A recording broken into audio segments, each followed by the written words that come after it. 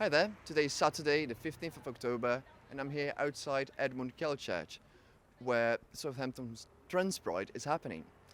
This event is organised by People's Pride Southampton and is one of the main events in the city focused on the local trans community. I think it's been fantastic. We've had a much higher turnout than I ever expected really when I did float this idea to our committee rather. So I'm just glad that we've been able to pull it out of the bag really. Okay, so we can consider this a success. I'd say so, yeah. What does this kind of event mean to you? I mean, and also not only for you but also for the trans community, what does it mean for you guys? I feel it means like we are valuable, we mean something, like there's a lot of us and we do belong in society, and you can tell from these events like we are strong and we will stick together and look after each other.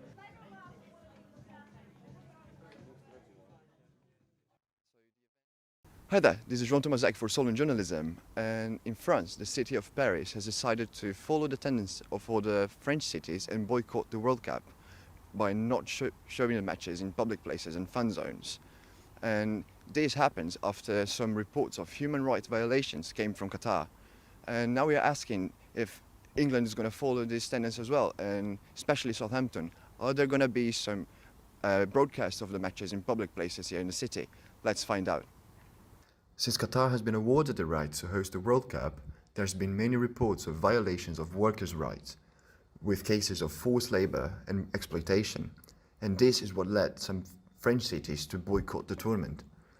And when it comes to England, back in March, Gareth Southgate ruled out any boycott coming from the national team, as according to his words, it wouldn't change anything.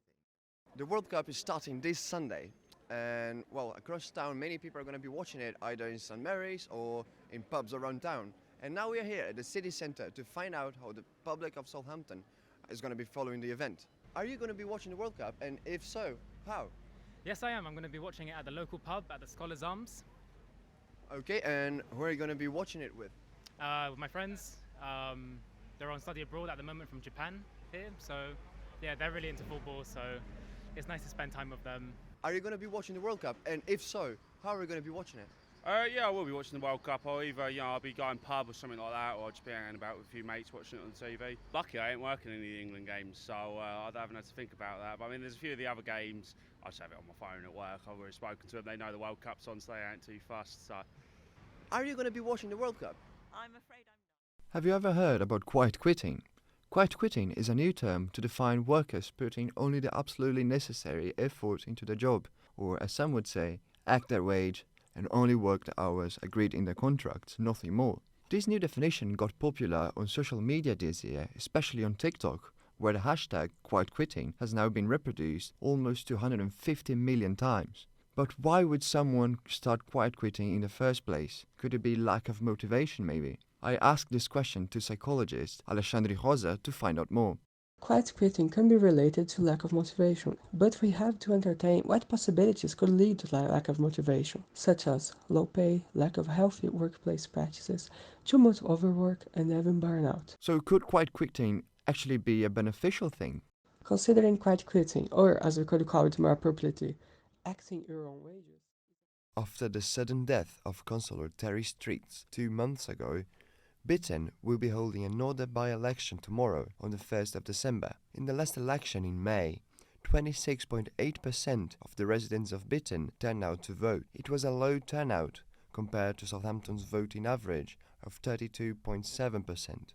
With only about 1/3 of the population participating in democracy, it is a challenge to properly reflect the people of Southampton on the City Council. Solent journalism went to Southampton city centre to ask the public if they have voted in the last election and if they plan to vote in the next. So have you voted in the election back in May? I did not, no. I didn't have too much interest back then, but I'm thinking about putting a vote in sooner or later, especially for the next one, if there will be a next one. Alright, so you're planning to vote in the next by-election? There is a chance, yeah. I don't think I've ever voted in my whole life. Because I don't know, I'm not into that. I don't really understand. So if I vote... And this was João Thomaszeck for Solent journalism.